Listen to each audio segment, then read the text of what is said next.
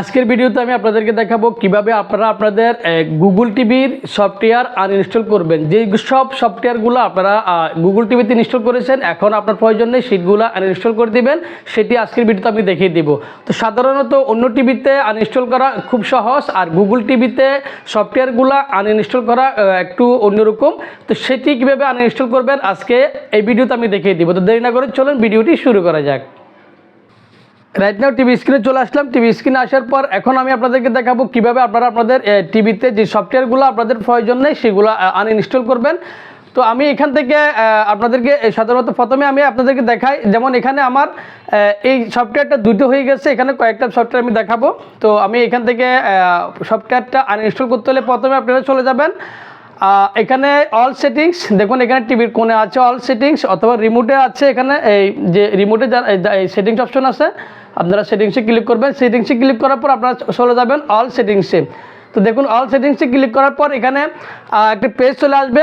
পেজটি আসার পর আপনারা একটু স্ক্রল করবেন, স্ক্রল করে নিচের দিকে গিয়ে অ্যাপসে চলে যাবেন। যেখানে যে অ্যাপস লেখা আছে অ্যাপসে যাবেন, অ্যাপসে ক্লিক করবেন।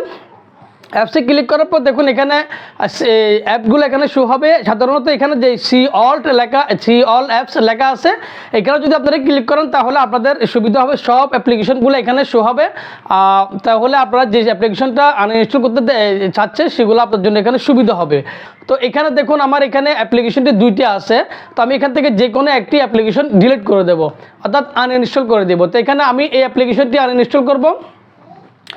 তো এটি আমি আনইনস্টল করবো। আনইনস্টল করার পর এই যে অ্যাপ্লিকেশনটি আপনারা আনইনস্টল করবেন সেটার উপরে আপনারা ক্লিক করবেন।